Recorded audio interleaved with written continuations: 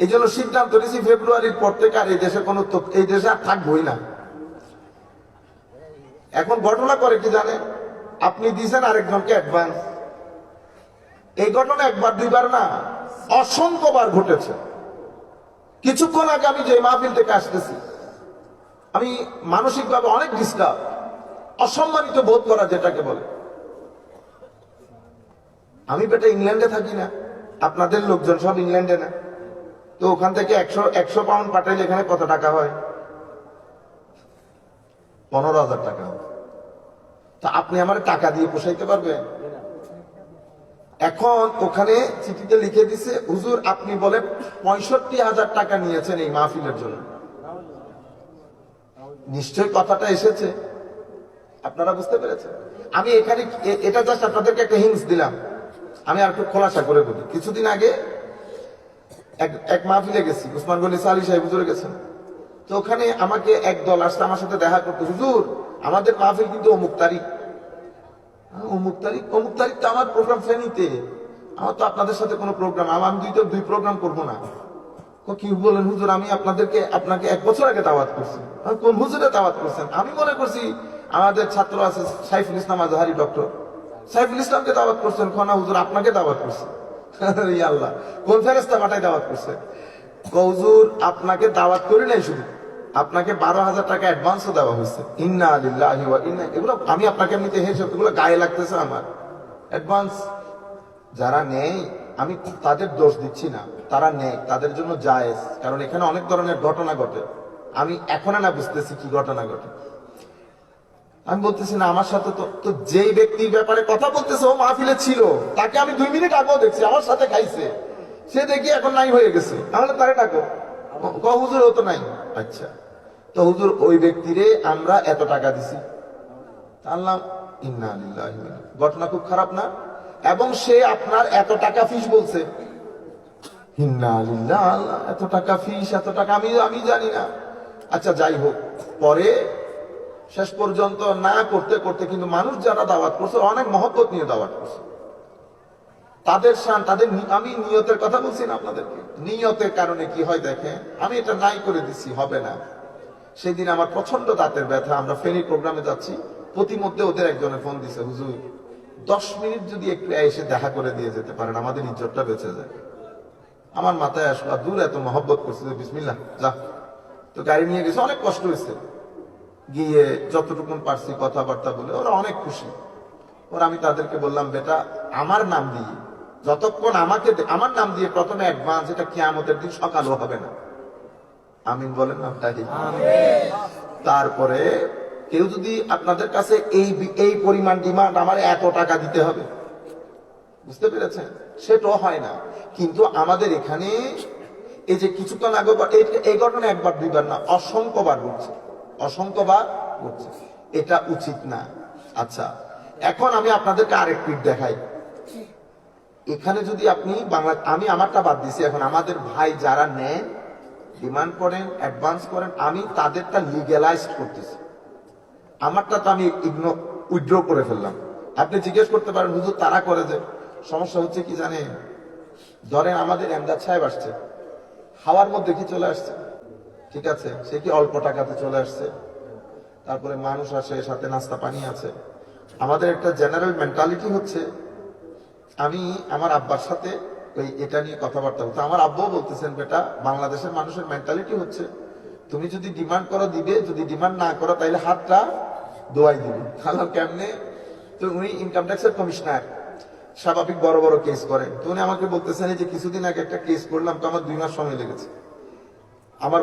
আমার খুব পরিচিত, তো এই কাজ যদি সে অন্য ফার্ম থেকে করতো 2 লাখ টাকা ফিস দিতে হতো, কিন্তু আমি যেহেতু কোনো দাবি করি নাই, সে আমার 10,000 টাকা দিয়ে চলে গেছে। বুঝতে পারছে? এটা কমন জিনিস, এটা কমন জিনিস। সেই কারণে যারা নিচ্ছে তাদেরটা আমি কোনো কমেন্ট করব না, তাদের কোনো কমেন্ট করবো না। কিন্তু আমি জাস্ট একটা ব্যাকগ্রাউন্ড আপনাদেরকে বলছি, ওইটা তো আমার কোনো কমেন্ট নেই। কিন্তু আমি আমার কথা বলতেছি, আমার বিষয়ে এটা হওয়ার না, এটা কখনো হবে না। এটা যদি কখনো কেউ বলে, আল্লাহর ওয়াস্তে মাফি, আপনারা এটা নিবেনও না, শুনবেনও না। পারলে আমার সাথে কথা বলেন সরাসরি, বুঝতে পেরেছেন? আল্লাহ আমাদের হামি ও নাসির হোক। মওলাই করিম আমাদেরকে কবুল করুক, আমাদের নিয়ত ইখলাসের মধ্যে লক্ষ কোটি বরকত দান করুক। হ্যাঁ, আমরা শুধু এখানে তো মুমিন জিফারের সাথে 2-3বার কথা হয়েছে, আমার ম্যাক্সিমাম প্রোগ্রাম 1 বছর আগে। যাদের মাহফিল ওরাও বুঝতে পারে না যে আমি যাব, কারণ তাদের সাথে আমার আমেরিকাতে হয়তো ইংল্যান্ডে টেলিফোনে একবার কথা হয়েছে যে আমি আসবো। এখন এখানে নাকি অ্যাডভান্স না নিলে বলে কনফার্ম হওয়া যায়। তো আমি বলছি যদি আমি 2 দিন আগে মারা যাই মাহফিলের, এই টাকা আপনারা ফেরত দিবে কে? আর আমার কাছে আমার তো এক জায়গায় জবাবদিহিতা আছে। আরেকটা জিনিস মাথায় রাখবেন যে আপনি যদি চান, ধরেন আমি এখনো বিয়ে করি নাই, আমাদের সামনে ভবিষ্যৎ রয়ে গেছে অনেক। আপনি যদি ভালো একজন জীবন সঙ্গী চান তো অবশ্যই আপনাকে ভালো হতে হবে। এটা একটা কমন জিনিস। আমরা আমাদের ছেলেদেরকে বলি না যে হ্যাঁ ভালো ব্যবহার করবে মানুষের সাথে, বাবারা বলেন ভালো ব্যবহার করবে মানুষের সাথে, সালাম দেও না তুমি দুষ্ট হয়ে গেছে। মনে রাখবেন, আপনি যদি বলতে বলতে মুখে ফানাও তুলেন, আপনার কথা আপনার সন্তানের উপর কোনো প্রতিক্রিয়া করবে না। কিসে প্রতিক্রিয়া করবে? আপনার জীবনধারা। যেটা আপনি, সেটা আপনার ছেলের কাছে ট্রান্সফার হবে। আপনি মুখে যেটাই বলেন না কেন, মুখের কথা আপনার ছেলের কাছে যাবে। এটাকে আমরা বলি সোহবা, সঙ্গ।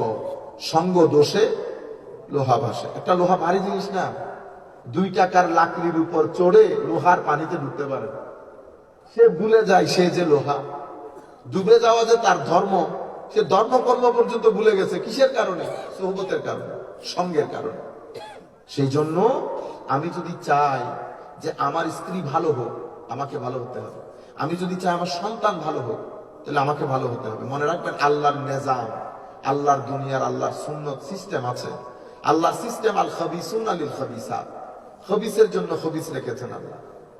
আমি যদি খবিস হই, আমার জন্য খবিসাত। কখনো এটা হতে পারে না যে আমি ভালো কিন্তু আমার জন্য মন্দ, অথবা আমি মন্দ আমার জন্য ভালো। ইল্লা মাশাআল্লাহ, মাঝে মধ্যে মাওলাই করিম আল্লাহর সিস্টেমের জন্য আরো এক্সেপশনাল ঘটনা ঘটে, কিন্তু গ্রামাটিক্যাল হচ্ছে এই ঘটনাটা। আমি আপনাদেরকে যেটা অনুরোধ করব সেটা হচ্ছে, আমরা সবাই মিলে যদি এই বিষয়গুলো খেয়াল না করি, পরিস্থিতি তো খারাপ হয়ে যাচ্ছে দিনের দিন, অনেক বেশি খারাপ। আত্মহত্যা রেট বেড়ে যাচ্ছে, ডিভোর্স রেট বেড়ে যাচ্ছে। এই সামগ্রিক বিষয়গুলো আমাদেরকে মাথায় রাখতে হবে, যেন আমরা আমাদেরকে এবং আমাদের পরবর্তী প্রজন্মকে এগুলা থেকে রক্ষা করতে পারি। এটা একটা বিষয়। আখেরি কথা যেটা বলবো সেটা হচ্ছে, একটা জিনিস মাথায় রাখবে, আমলের মধ্যে যদি আপনার ঘাটতি থাকে, আমল, ধরেন এক ব্যক্তি জীবনে নামাজ পড়ে না, আপনি তাকে জাহান্নামী বলতে পারবেন? কি বলতে পারবেন? এতটুকুন আমি বলতে পারবো যে নামাজ না পড়লে জাহান্নামে যেতে হবে, এতটুকুন আমি বলতে পারবো। তো হুজুর উনি কি জাহান্নামে যাবেন না, উনি জাহান্নামে যাবেন কিনা সেটা বলতে পারবেন। আপনারা ডিফারেন্সটা বুঝতে পারতেছেন? নামাজ না পড়লে জাহান্নামে যাবেন, উনি কি যাবেন না উনি যাবেন কিনা আমি জানি না, ওইটা তো আল্লাহ জানেন। কিন্তু নামাজ না পড়লে জাহান্নামে যাইতে হবে। কেন? কারণ আমার আল্লাহ যে কোনো মানুষকে যে কোনো কারণে যে কোনো জায়গায় ক্ষমা করে দিতে পারে। আমি যে এত ফটর ফটর করতেছি, আমার আটকায় রাখলে কেউ ছাড়িতে পারবে না। আর যারা আমি বলছি দুনিয়ার দুষ্ট, এরা যদি আল্লাহ বলে যা তোরে মাফ করে দিছি পাগলা, আমি এখানে আমি বন্দুক ধরতে পারবো? আল্লাহ এটা কি কাজ করলেন? আমি বড় সুফি, আমার আল্লাহ বলেন যে বেটা সুফি কে, দরবেশ কে, পৃথিবীর মানুষ কাপড়ে সুপরে, পৃথিবীর মানুষ কি? আপনারা আমার দেখতে বুজুর্গের মতো লাগতেছে না গো? হ্যাঁ, কেন? কারণ আমরা কাপড় দেখে অ্যাপ্রিসিয়েট করি। আমার আল্লাহ কিন্তু কাপড় দেখেন না, মন দেখে। ইন্নাল্লাহ লা ইয়ানজুরু ইলা আজসামিকুম, আল্লাহ শরীর দেখেন না, বাল ইয়ানজুরু ইলা কুলুবিকুম, আল্লাহ কলব দেখেন। কাল কলবের মধ্যে কি আছে এটা কি দেখা যায়? দেখা যায় না। সুতরাং কিয়ামতের দিন মাপ পাবে কারা? যার কলব সুন্দর। মানে আমার দুনিয়ার কলবের মধ্যে দুনিয়ার দুষ্টামি, আমি আটকে যাবো না আল্লাহর কোর্টে। আপনি বলবেন বাপ রে বাপ, বড় বড় কথা বলতো, ঠিক না? আটকে গেছি। তাইলে আমার আল্লাহর কোর্টের নিজাম এক ধরনের, দুনিয়ার কোর্টের নিজাম আরেক ধরনের। দুনিয়ার মধ্যে তো আপনি হাম্পি তাম্পি করে মাপ পেয়ে যাবেন, পারও পেয়ে গেছে। আল্লাহর কোর্টের মধ্যে ওই পার পাওয়া যাবে না। আল্লাহর কোর্টের মধ্যে আল্লাহ কাকে মাফ করে দেবে? এক ব্যক্তি 99টা কতল করে মাপ পাইছে না, 99টা কতল করছে।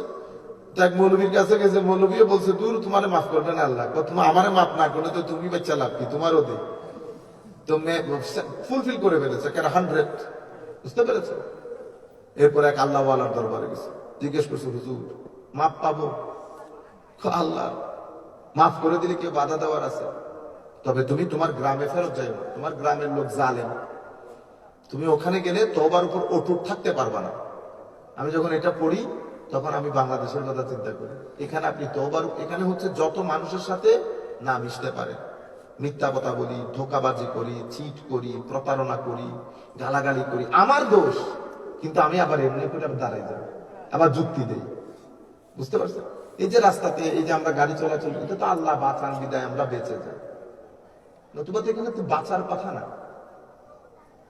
এখানে বাংলাদেশের এই যে রোডে বাঁচার, এটা তো আল্লাহ বাঁচান বিদায় আপনি বেঁচে যান, নতুবা এই জায়গার মধ্যে বাঁচার কথা না।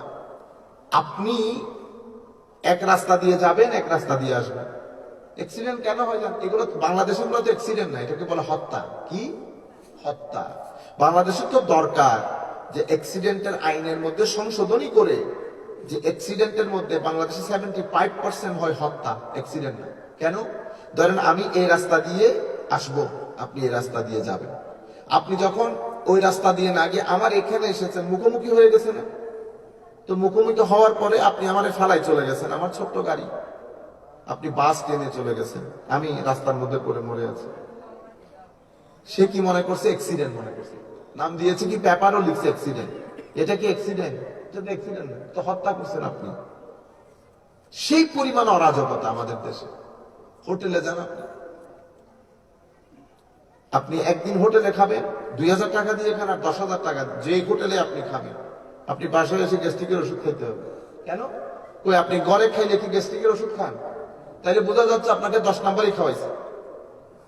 বাচ্চাকে, একটা বাচ্চাকে আপনি দুধ খাওয়াইতে পারতেছেন, একটা জুসের প্যাকেট কিনতে পারতেছেন, বাইরে অনেক সুন্দর, ঠিক না? ভিতর অনেক খারাপ। তো আমরা বাচ্চা দুধের সাথে মিক্স করি, জুসে মিক্স করি, চকলেটে মিক্স করি, আমরা করি না, কোন কাজ করি না?